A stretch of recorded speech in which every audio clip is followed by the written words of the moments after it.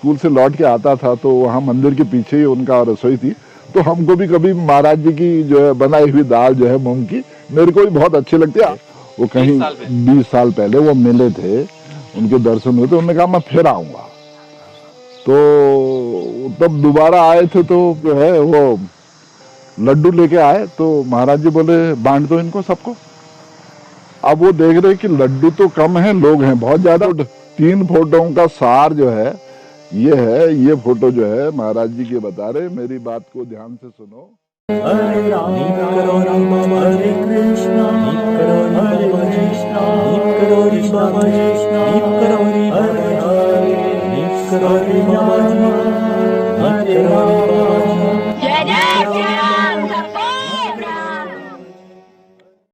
तो माई कितनी थी वहाँ? गोविंदी माई, जीवंती माई, उनके बारे में बताइए। सिद्धि माई, गोविंदी माई, मौनी माई और जीवंती माई बहुत कड़क थी। जीवंती माई, सिद्धि माई तो दो जो है बहनें जैसी, वो हमेशा साथ ही रहती थी और महाराज जी का पूरा ध्यान रखते थे। मेरे को याद है मैं छोटा था तो महाराज जी के लिए स्पेशली मूंग की दाल बनती थी, मूंग की दाल और रोटी मोस्टली वो खाते थे।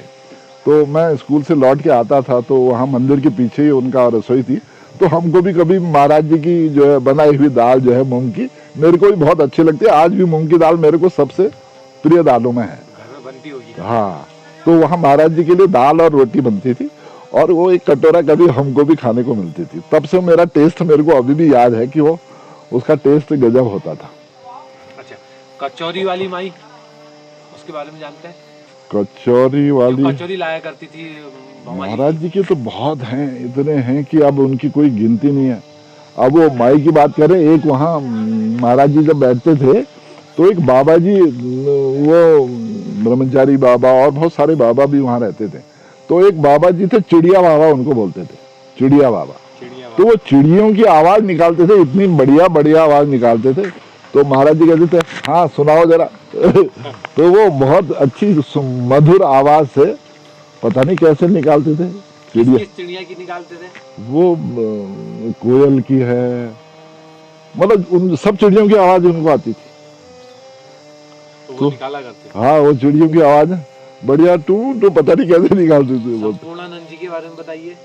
पूर्णानंद जी तो हमारे चाचा हुए, पूर्णानंद हुए। अच्छा, पूर्णानंद वो हमारे चाचा जी हुए। तो महाराज जी के वो बड़े भक्त रहे हैं और उनको कैंची आने से पहले भी उन्होंने मुलाकात उनकी हुई थी।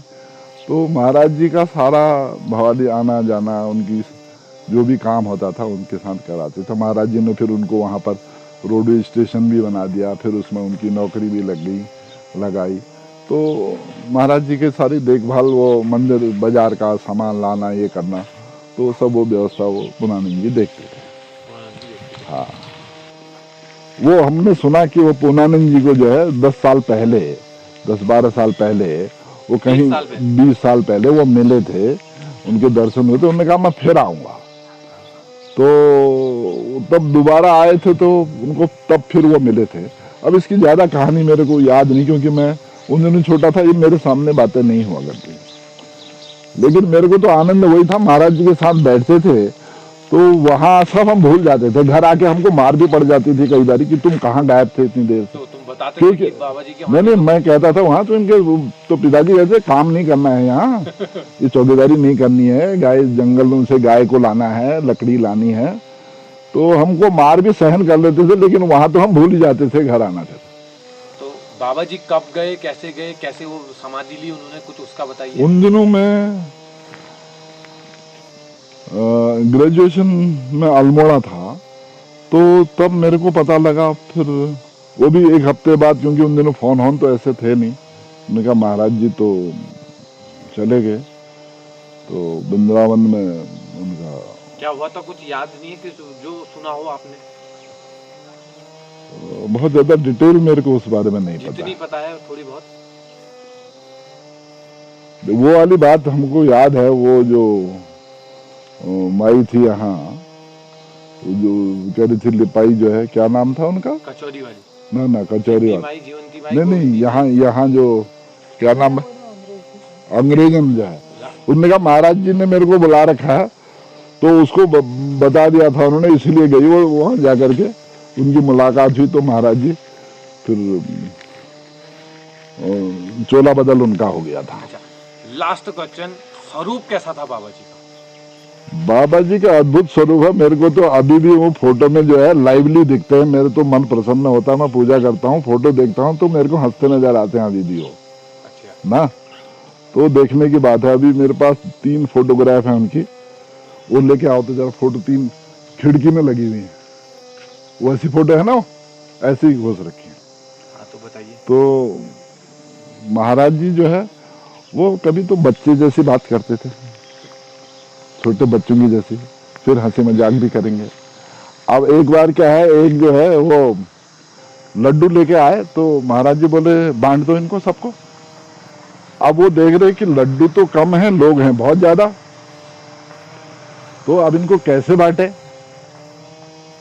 अब वो दिखा देख, दीजिए पहले। हाँ ये देखिए, मैं दिखाता हूँ। अब ये मेरे को ऐसा अनुभव होता है ना, जैसे ये है 1 फोटो, 2 फोटो, 3 फोटो, है ना, ये 3 फोटो। अब जैसे ये फोटो है महाराज जी की। अब ये कह रहे हैं देखो जरा ध्यान से मेरी बात अच्छा, सुनो, जरा मेरी बात ध्यान से सुनो, अच्छा, है ना। इस फोटो से उनका ये आता है, मेरे को जो महसूस होता है। ये फोटो बताती है उनकी, कहते हैं भाई इतना सा अगर तुम प्रेम करना सीख जाओ, इतना सा प्रेम करना सीख जाओ तो तुम्हारी जिंदगी बदल जाएगी। तुम जो है तुम्हारा मोक्ष हो जाएगा। ये वाली फोटो नहीं, वाली फोटो नहीं। नहीं अच्छा, ये ये वाली 3 फोटो- फोटो, 3 फोटों का सार जो है ये है। ये फोटो जो है महाराज जी के बता रहे, मेरी बात को ध्यान से सुनो, एक बात मैं जो बता रहा हूं ध्यान से सुनो। ये इस फोटो में ये कह रहे हैं महाराज जी, ध्यान से सुनो ये फोटो।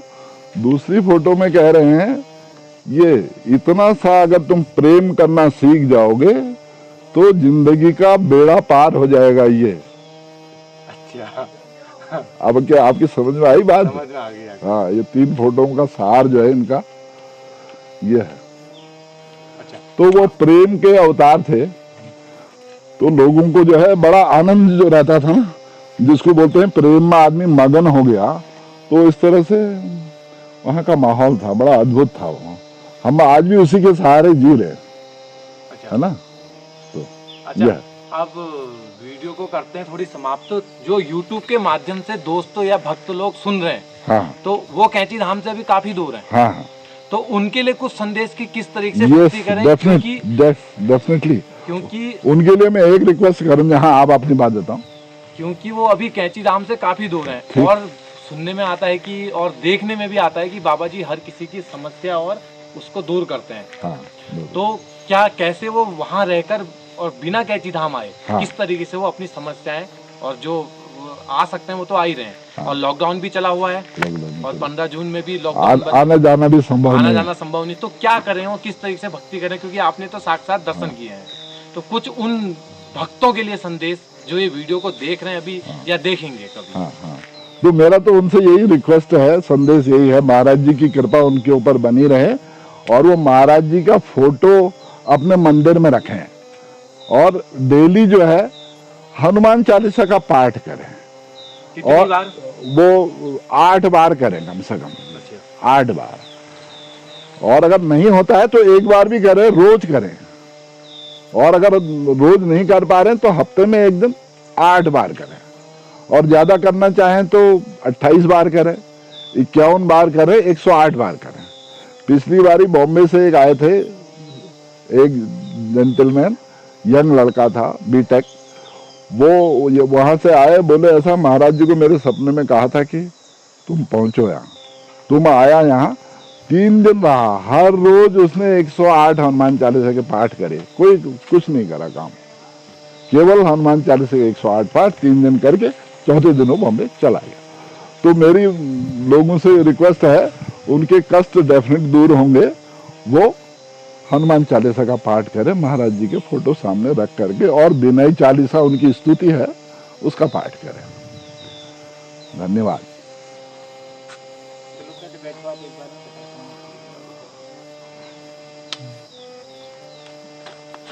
आ रहा हूँ, सही आ रहा ना।